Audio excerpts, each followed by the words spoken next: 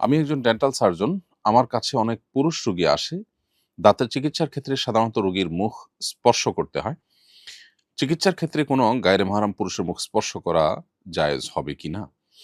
আ আপনার প্রশ্নের উত্তর হলো যে, পুরুষরা পুরুষ রোগীরা পুরুষ ডাক্তারের কাছে, মহিলা রোগীরা মহিলা চিকিৎসকের কাছে যাওয়ার চেষ্টা করবেন এবং সেই পথ যদি কোনোভাবেই খোলা না থাকে, আপনি এমন কোনো জায়গায় আছেন যে এই রোগের জন্য কোনো উম মহিলা হয়ে পুরুষ চিকিৎসক পাচ্ছেন না কিংবা পুরুষ হয়ে কোনো পুরুষ উপযুক্ত ভালো আ ডাক্তার পাচ্ছেন না। সেক্ষেত্রে কোনো নারীর কাছে যদি কেউ ট্রিটমেন্ট নেন সেটি জায়েজ হবে। আপনি অ্যাজ এ ডক্টর যদি কোনো পুরুষ পেশেন্ট পান তাহলে সেক্ষেত্রে অন্য পুরুষ পেশেন্টদের কাছে তাকে যাওয়ার জন্য পরামর্শ দিতে পারেন এবং সে রাস্তা আমাদের বাংলাদেশের প্রেক্ষাপটে আ অবশ্যই সুগম এবং অনেক বেশি খোলা আছে। একজন নারী হিসেবে আপনি নারী এবং শিশুদের চিকিৎসা করবেন। আমি জানি এতে হয়তো কিছুটা পেশেন্ট আপনার কমে যাবে এবং এটা আপনার জন্য একটু স্ট্রাগল এর হবে, একটু চ্যালেঞ্জিং হবে। কিন্তু এই চ্যালেঞ্জটাই তো দিনের খাতিরে আমাদেরকে নিতে হবে।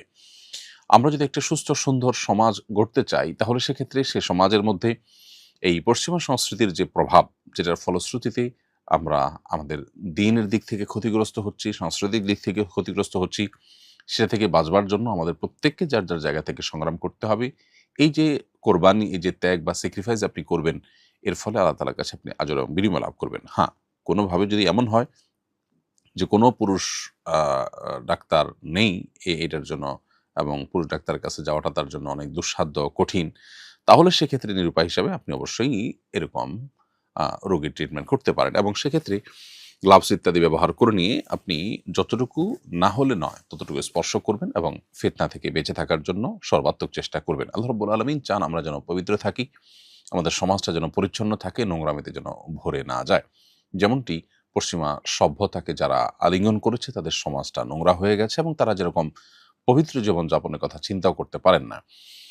আল্লাহ রাব্বুল আলামিন আমাদেরকে যে নিয়ামত দিয়েছেন সেই নিয়ামতটাকে ধরে রাখবার জন্য আপনার চেষ্টা করা উচিত।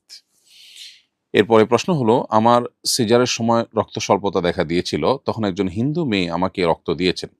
একজন অমুসলিমের রক্ত আমার শরীরে প্রবাহিত হয়েছে। এতে কি কোনো সমস্যা হবে? উত্তর হলো না, এতে কোনো অসুবিধার কিছু নেই। আ রক্ত মুসলিম হোক কিংবা অমুসলিম তাতে আ কোনো বিশেষ পার্থক্য নেই। মুসলমানের রক্ত যেরকম মুসলমানের শরীরে থাকতে পারে, ঠিক একইভাবে হিন্দুর রক্ত কোনো মুসলমানের শরীরে থাকতে পারে। এটাতে শরিয়ার কোনো বিধান লঙ্ঘন হচ্ছে না, বিধায় এটা নিয়ে আপনার কোনো হেজিটেশন থাকার কোনো কারণ নেই।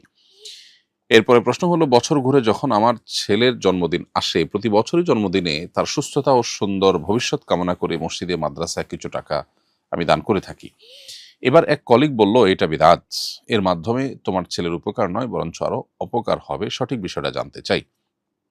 আ এই প্রশ্নের উত্তর হলো যে, জন্মদিবস উদযাপনের এই সংস্কৃতি মূলত পেগান এবং প্রকৃতি পূজারী থেকে এসেছে এবং এর সাথে তাদের ধর্মবিশ্বাসের একটা নিগূঢ় সম্পর্ক কিন্তু আছে। একজন মুসলমান হিসেবে আমরা এজন্য জন্মদিবসকে কোনোভাবে উদযাপন করতে পারি না।